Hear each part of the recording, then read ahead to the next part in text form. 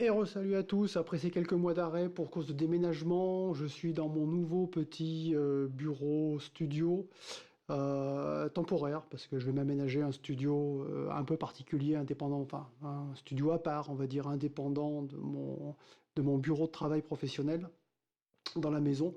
Donc reprise, très content de rattaquer mes petites vidéos. Et ben on va regarder un peu ce qu'on va se raconter dans celle-ci pour préparer la suite.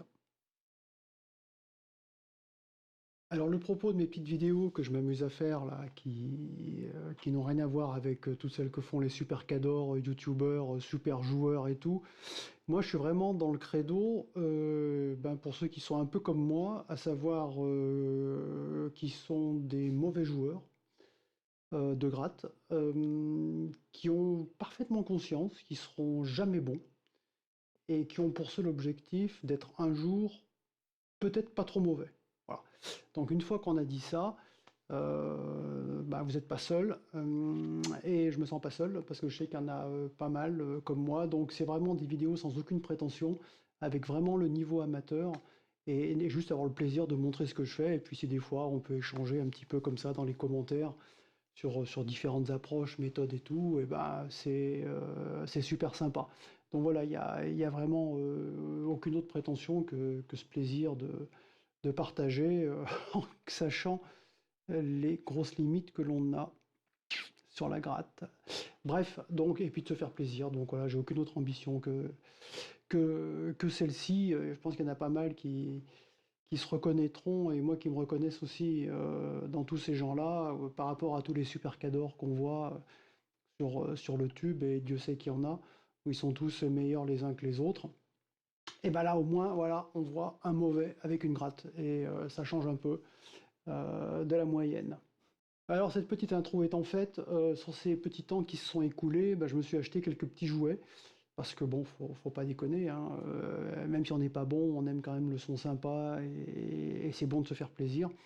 Donc je me suis acheté S-Gear en version 3 de chez Scufam, donc simulation logicielle, qui est absolument hyper bonne, vraiment excellent, très très bon réalisme. Alors ça vaut pas du tube, ça vaut pas ceci, ça vaut pas cela. Bon, à côté j'ai un accès fixe, j'ai aussi d'autres choses, mais Scufam S-Gear, c'est vraiment excellent, je trouve, pour un peu qu'on ait une carte son de base qui aille bien.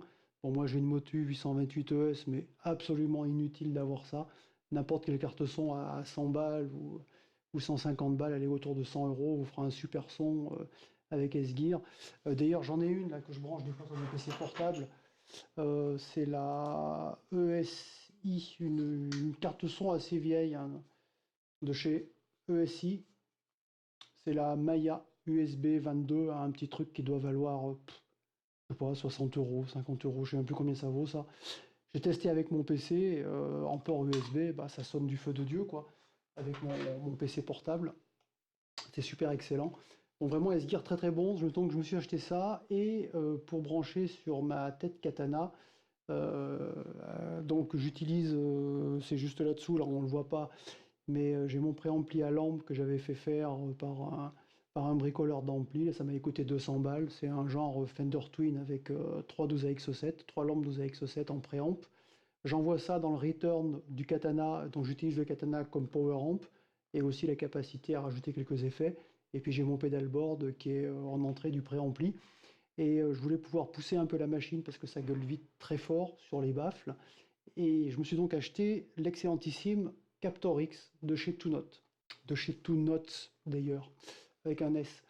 Il est là, juste à côté, là sur le bureau. Et c'est carrément une tuerie. Alors c'est carrément les boules parce que je m'étais fabriqué amoureusement une baffle, je m'étais acheté des gamelles qui vont bien dans mes ces deux Palmer 1x12 là, qui sont à côté de moi. J'ai aussi un Harley Benton 2x12.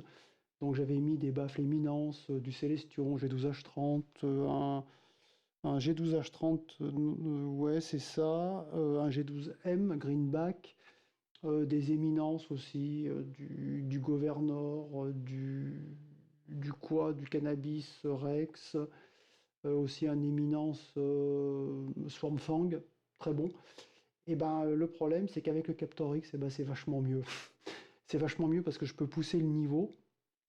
du power amp. Donc je ferai une vidéo dédiée là-dessus évidemment. On a les réglages de baffle. La baffle c'est quand même 50% du son, on a tendance à l'oublier, hein. On se dit ouais, l'ampli en premier.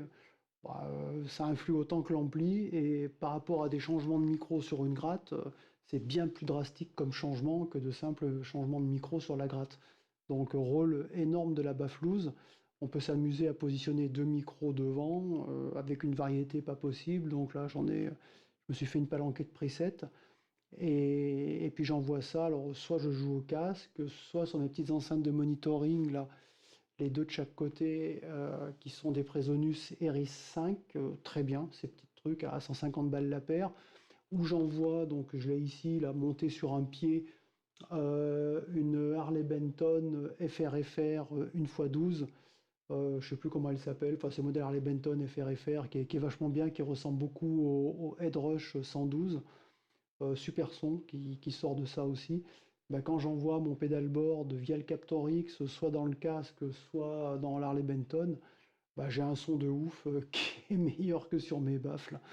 Donc c'est malheureux, mais c'est aussi génial. Donc le Captor X, super méga top.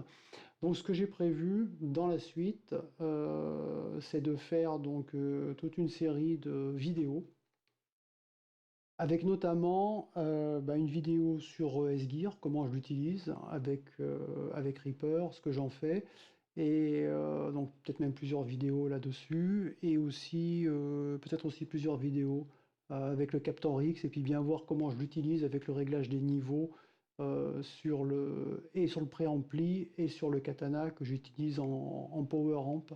Bon, je pense que c'est toujours intéressant, pour ceux qui ont envie de s'amuser un peu avec ça, de faire des petites comparaisons.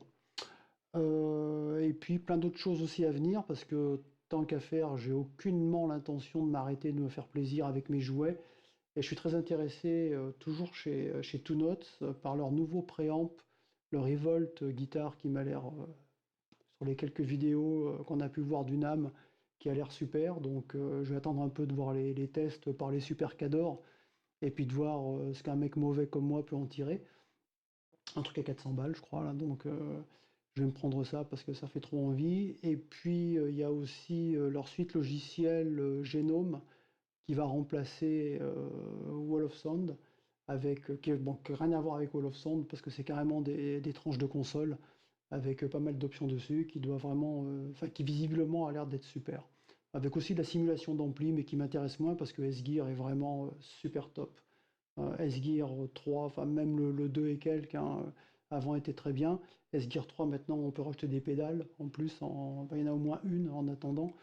Donc c'est pas la pléthore comme chez tous les autres, mais une qualité vraiment, je trouve excellente de son.